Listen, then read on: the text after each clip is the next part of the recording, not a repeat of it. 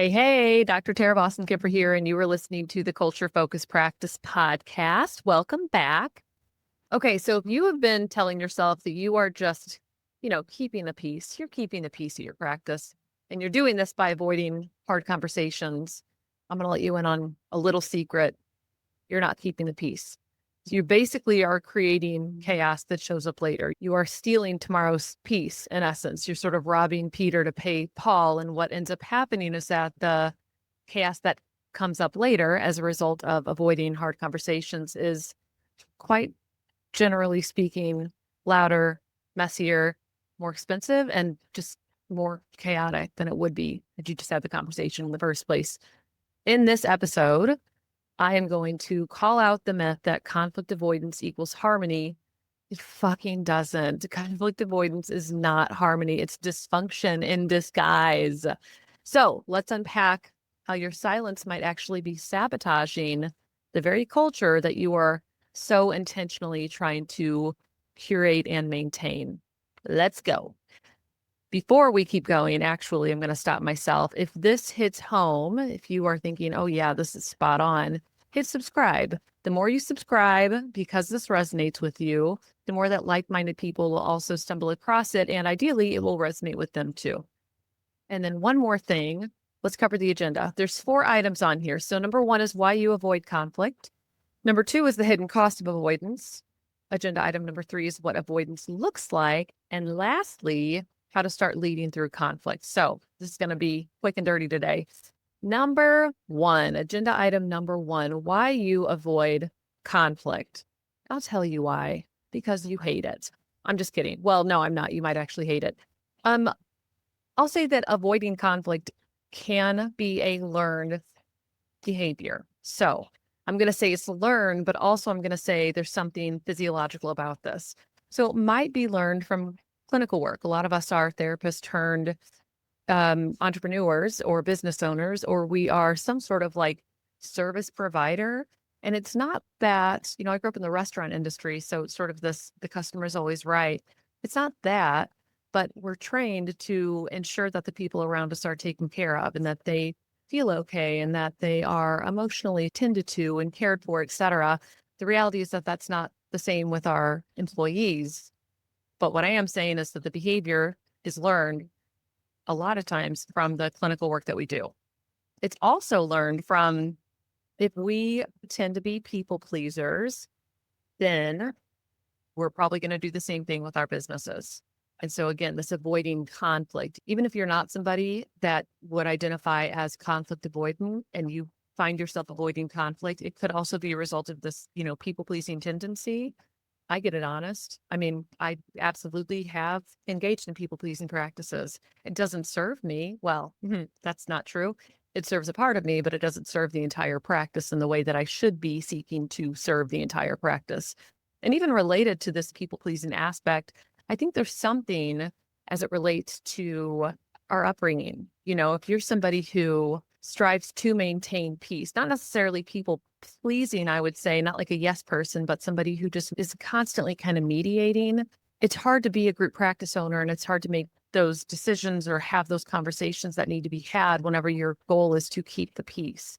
Because when you are in an ownership or even in a leadership position, you can't keep the peace. You have to be disruptive sometimes. You have to say things that people don't necessarily want to hear or hold people accountable in ways that don't really leave them feeling good. It might be good for them and good for the group, but it doesn't feel good in the moment. So it could be any of those like learned styles of behavior. Again, it's like keeping the peace or mediating or people pleasing, or even just the way we've learned how to engage in the clinical work that we do. Another reason why you might avoid conflict is that you are conflating or misconstruing discomfort as danger. This also might be family of origin or upbringing type stuff. But what I don't think a lot of people are good at, broadly speaking, and even this is like regardless of upbringing or family of origin stuff, I think in general, people are not good at this. They feel discomfort and then the sort of immediate urge is to shut it down. There's not seeking to understand. There's not trying to see this thing through to its full completion. It's just, this sucks. But how do we end it? It's like we go into this almost like a panic mode a little bit, and not like, running around from it with the walls on fire behind you or something, but some sort of panic mode where you're just a little bit, freeze up slightly and you really just want to like stop the uncomfortable feelings. Yeah, not really helpful, but very common. I'll say that. So that might be another reason why you avoid conflict, is that you are misconstruing or conflating or misidentifying that sense of discomfort as danger. This must be wrong, or I would say even just straight up wrong. Like something must be wrong because it shouldn't feel this way. A third reason why you might be avoiding conflict is that you might be seeking approval, whether directly or indirectly. This is hard for me. And what makes it hard is not the approval piece necessarily, but it's the wanting to be accurately understood. And so if I'm saying something and I don't feel understood, it's hard for me to make sense of myself in context. Like, where am I and what are my surroundings? It's hard to see myself. And so I don't necessarily know if that's tied to leadership worth necessarily, but I do think maybe there's something around effectiveness. Like, am I effective in what I'm doing? Am I effective in what I'm saying? Do people understand where I'm coming from? I sort of constantly feel like I'm almost like gut checking, like there's constant sort of checks and balances that's taking place when I speak based on what I'm saying compared to what other people are hearing. So I think there might be something when you are having a discussion that it can look like avoiding the topic at hand. And the reality is that for me, it might be something like I am not avoiding conflict necessarily, but I'm working really hard to make sure the other person gets it, so to speak. And then in doing that, I'm almost like diminishing or decreasing the accuracy or the maybe intensity with regard to what I'm trying to actually say. Almost like it works against me. And I think the same with tying your leadership worth to approval from the people around you. So maybe this looks like people pleasing, but I think it's more like if you're a person who wants to be liked, or you want people to think you're nice, or you want people to think that you're thoughtful or generous or what have you. If you want people to think of you in a very specific way, like with a certain type of word, then it might be that your worth as a leader, we could broaden this to say your effectiveness, your worth, how good you are at this is tied to that one trait that you have decided is the most important thing. So if that trait is most important, then that means you will avoid a conversation that needs to be had in order to ensure that that thing stays true.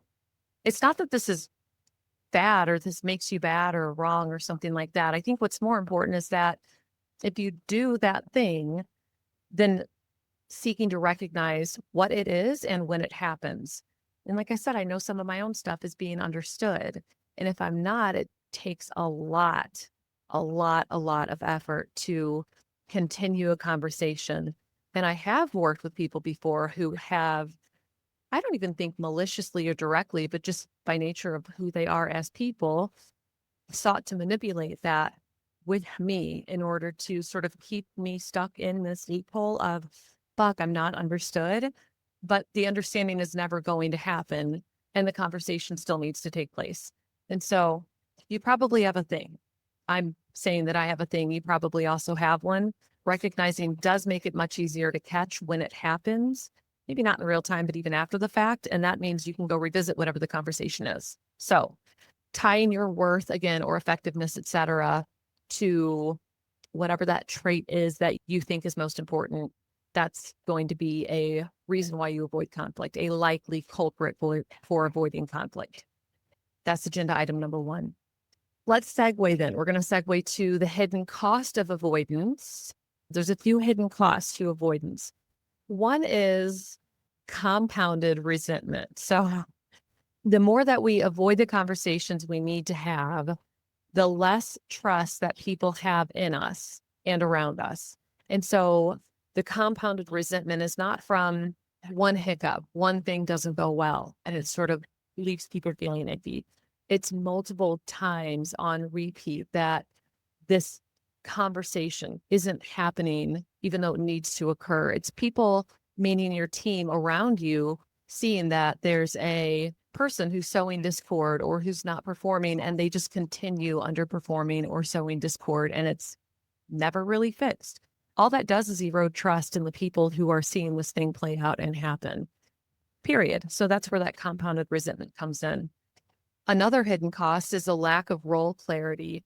I love this. If we are not having conversations about the responsibilities for each role, like what's required, what accountability measures are, what metrics people are responsible for, what specific things they should be doing, processes, workflows, systems, etc., we're going to see a dip in performance, not even because people are bad or wrong or doing something on purpose, but because they don't know what's expected, or they don't know what they should be measuring, or they don't understand the key responsibilities for their role.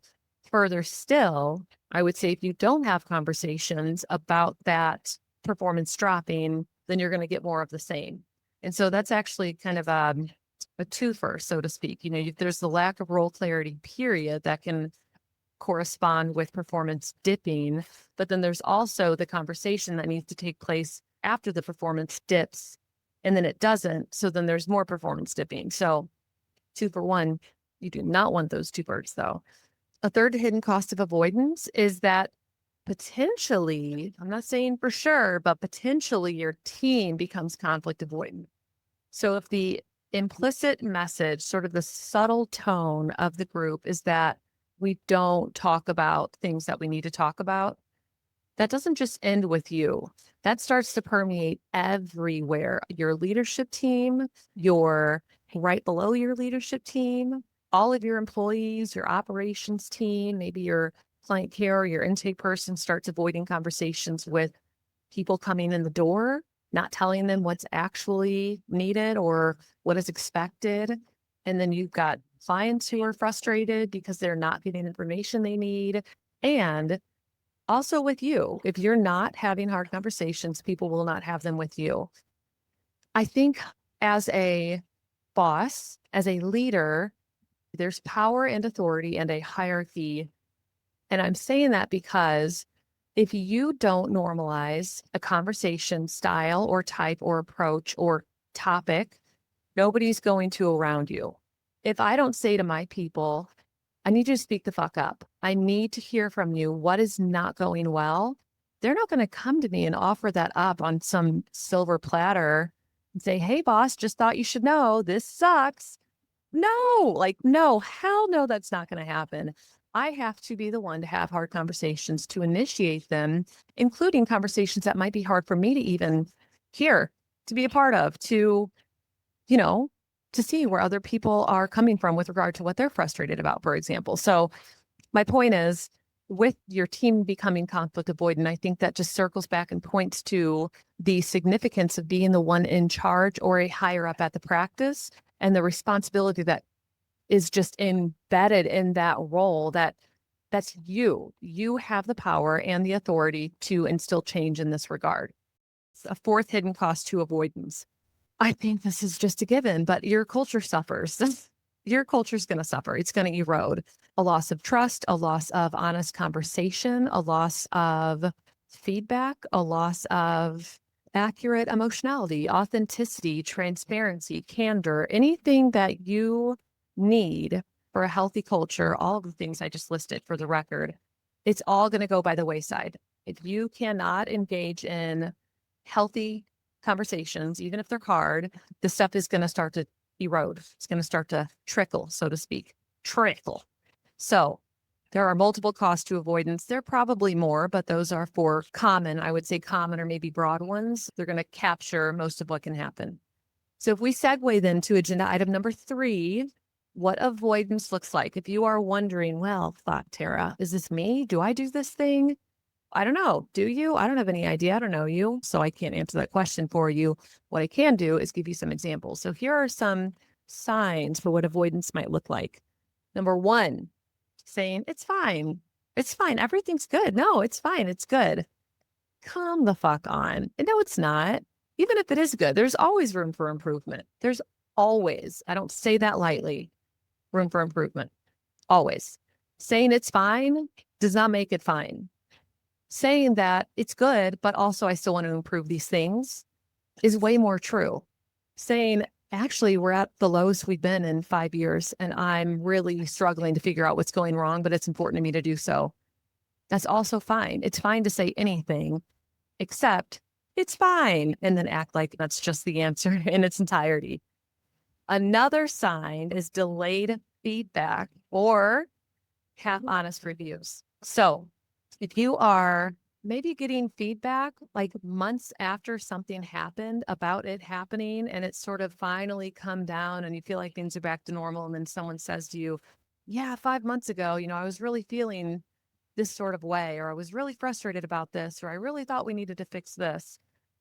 Why is it taking 5 months for this person to speak up? That's delayed feedback.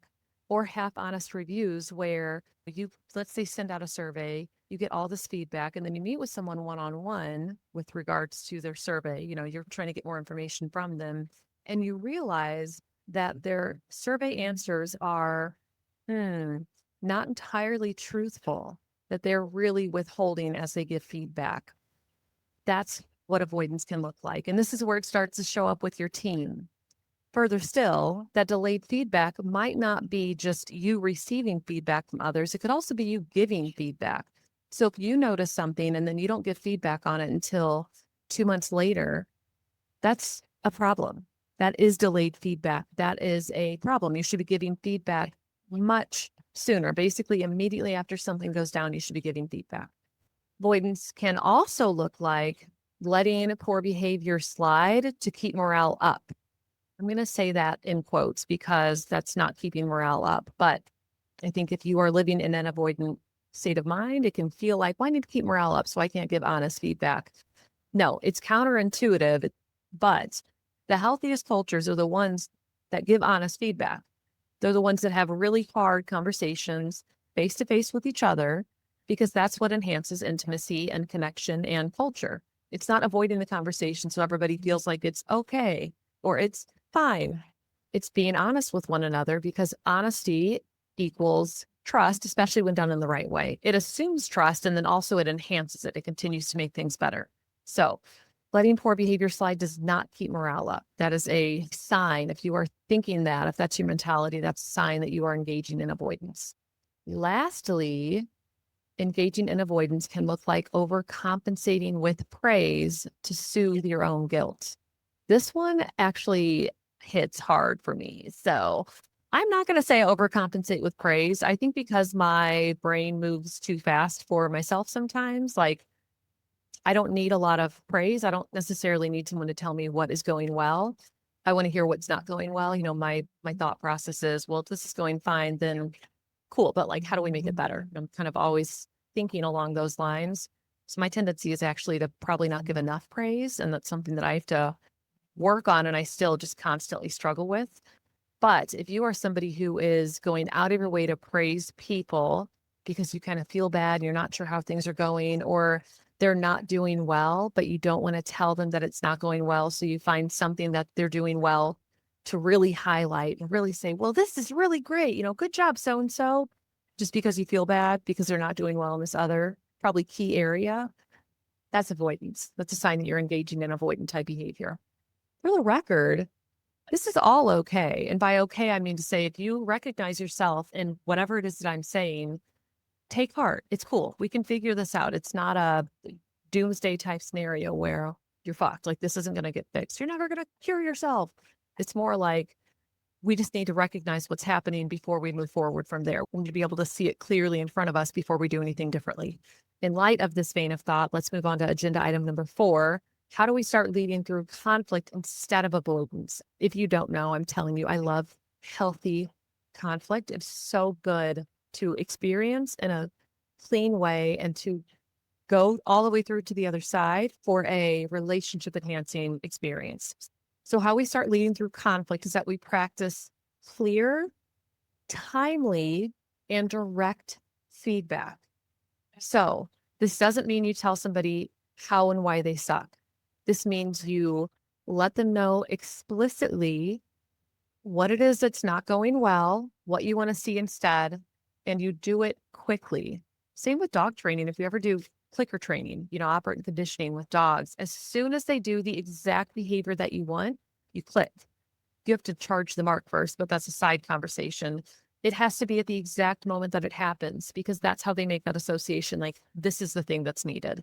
It's the same with people. Very, very soon after we do something, we need to know if that's the thing that's needed or if not, honestly. So, for example, if somebody is not following a process and you notice this because you see this email come through and you look at it and you think, wait, what? What the fuck? Like, hang on, this isn't right. Immediately, I'm going to text that person, hey, do you have 5 to talk?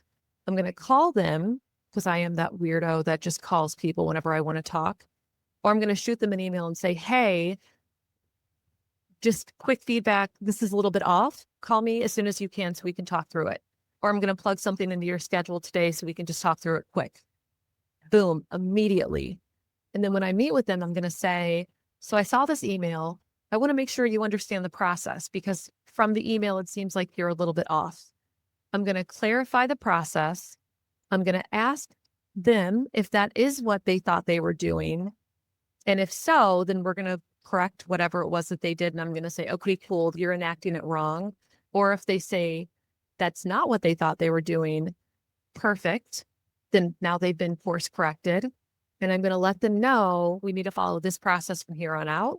It's for this reason. I always like to give context. I think I'm probably overly communicative in that way, but I know for myself, I want to be anchored in a why. And so I'm going to do the same thing when I talk with people about why I want them to do something. So immediately, that's that timely feedback. I'm going to correct something. I'm going to do it face to face because it might be perceived as negative, and that's always better than doing it via email. Like, I'm not trying to have somebody, fly into a tizzy because they got this email when I could just talk to them face to face and be like, yeah, no, we're cool. I just want to make sure you know what you're doing here. And it's very clear. Yeah. This thing is wrong. This is what you did is wrong. This is how you should do it. Where's the confusion? And if that clears it up, then we're good to go. That might be hard for you to do. The reality is that you can adore a person and they still can do things incorrectly. And so when I meet with people, this is also why I like to do face-to-face meetings. If there's something that might be perceived as negative, when I'm meeting with somebody, I am human with them. Like, I'm here with you doing this. I'm not trying to chastise you. You're not in heaps of trouble or something. It's just letting you know this isn't right. We have this in place for this reason. What questions do you have? Make sure you do it this way. Cool, thanks.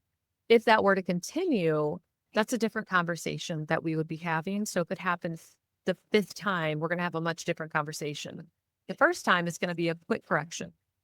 And I think that it's obvious there's a very clear ask at the end of that conversation or a very clear expectation that is set. So again, that's part of the clear and direct feedback is this is what I expect of you moving forward. Another way to start leading through conflict is to normalize rupture and repair. Anybody familiar with attachment, anything is going to know this. If you did any sort of couples work, if you do any sort of parenting related stuff, you're going to understand what I'm talking about here. For those who don't, the long and short of this is that healthy relationships have rupture, they have issues, they have conflict, they have friction, they have discord, and they repair. And the repair process, going through that process is what makes a relationship stronger. We should normalize the fact that rupture is going to happen. You're going to have moments of friction and conflict and tension. And the important thing is that you repair. So when I talk about when I'm giving feedback with somebody, I'm doing it face to face and I'm being human with them. That's in large part because of this repair need. If somebody is perceiving what I'm saying as negative, I want to be right there with them. I want to make sure that they know we're good. Like, we are good. And it's okay that you're frustrated with me with this, or you might have strong feelings about what it is that I'm saying. I want to be here with you in this because I want you to know that it's safe to do this with me and I'm good. I can hold space. We are good, period. That is that repair piece. A third way to start leading through conflict instead of avoidance is naming your own discomfort out loud. I think this is so underutilized and underestimated. This does a couple things. Number one, do you remember when I talked earlier in this episode about being in leadership and having authority and power? It puts you at the top, so to speak, with regard to being in a hierarchy, which if you're in leadership, it is a hierarchy of some sort. So number one, you're in a position of power by saying how you feel, and you're not defaming, you're not saying inflammatory things, you're not character attacking, you're stating something about your own feeling, your own felt sense of doing whatever the thing is. It might be, this is a super hard conversation. I know it is for me. I can imagine it is for you too. Immediately in saying that, you're making it okay for them to speak up if they're comfortable. They might not be comfortable, but you are saying it's cool if you also are struggling with this. That's one thing, is you're using that power you have in that hierarchy to open the door for a conversation that can be really beneficial, a style of conversation, I should say. Secondly, what you're doing is you are modeling vulnerability, which from a culture perspective, from a Daniel Coyle perspective, is really important for healthy cultures. So if we can show vulnerability and say, I fucked up. This sucks. This is really hard to do. I don't know what to do right now. I need to think about it. Sort of, I don't know. I made a mistake. All of these things, they send a really strong signal. One, that it's okay to make mistakes and mess up. Two, you're saying you're not perfect and that you don't expect other people to be. This the message, one of the implicit messages, I should say. And three, doing those things are also increasing the sense of vulnerability for people around you. Super important to do. Another reason why this is so powerful is that it literally brings up right now to the forefront. So when you're saying something in real time, you're also allowing space for the other person to share in real time what might be happening for them. So of course, there's like this modeling piece of vulnerability, and then there's opening the door for the conversation to take place. But stating it in that moment also is, from an existential perspective, we would say here and now sort of bid. It's like, right now, this is what's happening for me. So you are leaning into this here and now moment, which can feed into repair from what might have been a rupture. And then it's also allowing space for the other person to do the same. So powerful. I love here and now. Also, it kind of takes the onus off of you. I think sometimes we feel very responsible for knowing at the beginning where a conversation needs to end up. I don't know if we always need that. I don't think that we always need to know exactly where something's going to land. I think that we need to trust ourselves to be honest in the process and to be influenced by what the other person is saying. And so if we say, well, I know I need to make this point, for example, this thing is important, but I have no idea what they're going to say back to me. Maybe they say something about their onboarding. Maybe let's stick with that example of somebody didn't follow a process. I could go into it and say, this is a process, you messed up. This is that clear, timely feedback. This is a process, you messed up. I need you to do this. Thanks. Bye. Fine. There's nothing inherently wrong with that. Although I would say you're not preemptively tending to what might feel like a rupture or what might be scary for the other person. So you're missing out on an opportunity to be human. And, I'm going to say repair. That you might not need to repair, but let's just go along those lines. You're missing out on an opportunity to repair. You're missing out on showing any vulnerability about approaching a conversation with somebody with regard to them messing something up. And you're also not getting any feedback from them about why things didn't go the way that they should have. And so it could be that if they say, well, they were trained wrong, that's really important for you to know, because then that influences the onboarding that takes place. It influences if you have onboarding videos, some of the videos that need to be adjusted and updated. It might be where they say, that doesn't make any sense to me for this reason. With this population, I don't understand why we do this and not that. If they have insight into a process, fuck yeah, that's what I want. I absolutely am going to make modifications based on stuff that makes sense.